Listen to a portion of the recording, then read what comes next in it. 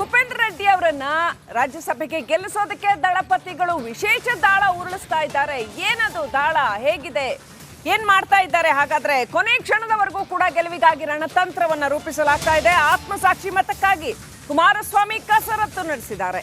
ಈ ಕಡೆ ವಿಜಯೇಂದ್ರ ಅವರು ಕೂಡ ಕೆಲವು ಶಾಸಕರಿಗೆ ಗಾಳ ಹಾಕಿದ್ದಾರೆ ಅಂತ ಹೇಳಲಾಗ್ತಾ ಇದೆ.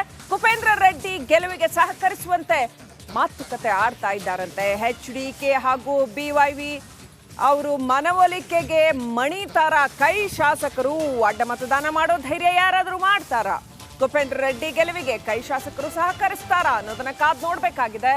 ಮಂಗಳವಾರ ನಡೀತಾ ಇರತಕ್ಕಂಥ ರಾಜ್ಯಸಭಾ ಚುನಾವಣೆ ಕರ್ನಾಟಕದಲ್ಲೇನೆ ಅತ್ಯಂತ ಹೆಚ್ಚು ಕುತೂಹಲವನ್ನ ಕೆರಳಿಸಿದೆ. ಈ ಸಾರಿ ಕುಪೇಂದ್ರ ರೆಡ್ಡಿ ಗೆಲ್ತಾರಾ ಇಲ್ವಾ ಅನ್ನೋದು ಕೆಲವು ಮತಗಳ ಅಂತರದಿಂದ ನಿರ್ಣಯವಾಗುವ ಸಾಧ್ಯತೆ ಇರೋದರಿಂದ ರಾಜ್ಯಸಭಾ ಚುನಾವಣೆ ಅತ್ಯಂತ ಕುತೂಹಲವನ್ನ ಕೆರಳಿಸಿದೆ. ಅಷ್ಟೇ ಅಲ್ಲ, ಬಿಜೆಪಿ ಹಾಗೂ ಕಾಂಗ್ರೆಸ್ ಎರಡಕ್ಕೂ ಕೂಡ ಇದು ಅತ್ಯಂತ ಪ್ರತಿಷ್ಠೆಯ ಪ್ರಶ್ನೆ. ವೈಯಕ್ತಿಕವಾಗಿ BY ವಿಜಯೇಂದ್ರ ಅವರಿಗೂ, HD ಕುಮಾರಸ್ವಾಮಿ ಅವರಿಗೂ ಹಾಗೂ ಕಾಂಗ್ರೆಸ್ನಲ್ಲಿ DK ಶಿವಕುಮಾರ್ ಅವರಿಗೂ ಕೂಡ ವೈಯಕ್ತಿಕ ಪ್ರತಿಷ್ಠೆಯ ಪ್ರಶ್ನೆ ಕೂಡ ರಾಜ್ಯಸಭಾ ಚುನಾವಣೆ ಆಗಿದೆ.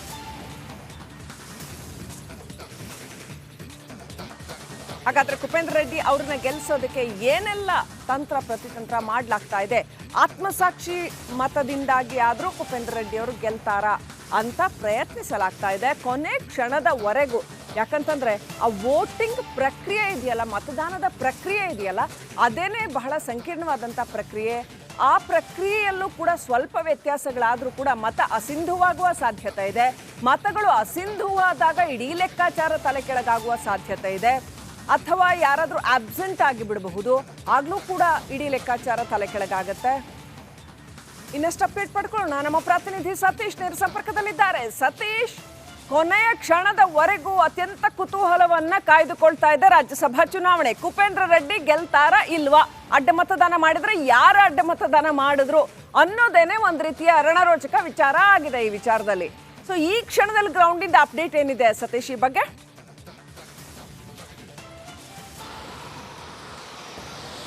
ಶ್ರೀಲಕ್ಷ್ಮಿ, 27ಕ್ಕೆ ಮಂಗಳವಾರ ರಾಜ್ಯಸಭಾ ಚುನಾವಣೆ ಇದೆ. ಹೀಗಾಗಿನೇ ಕಾಂಗ್ರೆಸ್ಗೆ 3 ಸ್ಥಾನಗಳು ಗೆಲ್ಲೋದು ಸುಲಭ ಆಗುತ್ತೆ. ಎಲ್ಲರೂ ಕರೆಕ್ಟಾಗಿ ಮತ ಹಾಕಿದ್ರೆ, ಯಾವುದೇ ರೀತಿ ಅಸಿಂಧು ಆಗದೆ, ಅಡ್ಡ ಮತದಾನ ಹಾಕಿದ್ರೆ ಕಾಂಗ್ರೆಸ್ಗೆ 3 ಸ್ಥಾನ ಗೆಲ್ಬೋದು, BJPಗೆ 1 ಸ್ಥಾನ ಗೆಲ್ಬೋದು.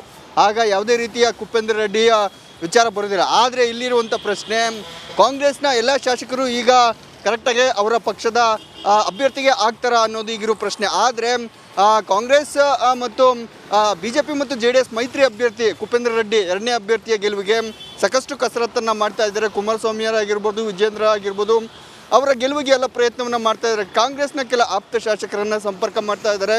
ಕುಪೇಂದ್ರ ರೆಡ್ಡಿ ಅವರು ಸಂಪರ್ಕ ಮಾಡಿದರು. ಆದರೆ ಈಗ ಕುಮಾರಸ್ವಾಮಿಯವರು ಮತ್ತು ವಿಜೇಂದ್ರ ಅವರು ತಮ್ಮ ಆಪ್ತ ವಲಯದಲ್ಲಿರುವಂತಹ ಕೆಲವು ಶಾಸಕರನ್ನು ಸಂಪರ್ಕಿಸಿ ಮತ ಹಾಕಿ ಕಾಂಗ್ರೆಸ್ನಲ್ಲಿ ಏನೆಲ್ಲ ಸಮಸ್ಯೆಗಳಾಗ್ತಾ ಇದೆ, ಹೀಗಾಗಿನೇ ಅದನ್ನೆಲ್ಲ ಹೊರತುಪಡಿಸಿ ನಮ್ಮ ಅಭ್ಯರ್ಥಿಗೆ ಹಾಕಿ ಬೆಂಬಲ ಕೊಡಿ ಅನ್ನೋ ಒಂದು ಪ್ರಯತ್ನವನ್ನು ಮಾಡ್ತಾ ಇದ್ದಾರೆ, ಮನವೊಲಿಕೆ ಪ್ರಯತ್ನವನ್ನು ಮಾಡ್ತಾ ಇದ್ದಾರೆ. ಒಂದು ವೇಳೆ ಕಾಂಗ್ರೆಸ್ನ ಕೆಲ ಶಾಸಕರು ಏನಾದರೂ ತಮ್ಮ ಮನಸ್ಸು ಬದಲಾಯಿಸಿ ಕುಪೇಂದ್ರ ರೆಡ್ಡಿ ಅವರಿಗೆ ಮತ ಹಾಕ್ತಾರಾ, ಕಾಂಗ್ರೆಸ್ ತಮ್ಮ ವಿಪ್ಪನ್ನು ಉಲ್ಲಂಘಿಸಿ ಈಗ ಕುಪೇಂದ್ರ ರೆಡ್ಡಿ ಅವರಿಗೆ ಮತ ಹಾಕ್ತಾರೆ ಅನ್ನೋ ಕಾದು ನೋಡಬೇಕು. ಆ ರೀತಿ ಆದರೆ ಗೆಲ್ಲುವ ಸಾಧ್ಯತೆ ಇದೆ. ಆ ನಿಟ್ಟಿನಲ್ಲೇ ಕೊನೆ ಕ್ಷಣದವರೆಗೂ ಕೂಡ ಪ್ರಯತ್ನವನ್ನು ಮಾಡ್ತಾ ಇದ್ದಾರೆ. ಕೆಲವು ಆಪ್ತ ಶಾಸಕರನ್ನು ಸಂಪರ್ಕಿಸಿ ಅವರ ಮನವೊಲಿಸುವ ಪ್ರಯತ್ನವನ್ನು ಮಾಡ್ತಾರೆ. ಕಾದು ನೋಡಬೇಕು. ಇತ್ತ ಕಾಂಗ್ರೆಸ್ ಅವರು ಕೂಡ ತಮ್ಮ ಶಾಸಕರನ್ನು ಹಿಡಿದಿಟ್ಟುಕೊಳ್ಳುವ ಕೆಲಸವನ್ನು ಮಾಡ್ತಾ ಇದ್ದಾರೆ. ಆದರೆ ಕೊನೆ ಕ್ಷಣದವರೆಗೂ ಪ್ರಯತ್ನ ಮಾಡಿ ಗೆಲ್ಲಿಸಲೇಬೇಕು ಅನ್ನೋ ಪ್ರಯತ್ನ ಮಾಡ್ತಾರೆ. ಕಾದು ನೋಡಬೇಕು ಏನಾಗುತ್ತೆ ಅನ್ನೋದನ್ನ. ಶ್ರೀಲಕ್ಷ್ಮಿ,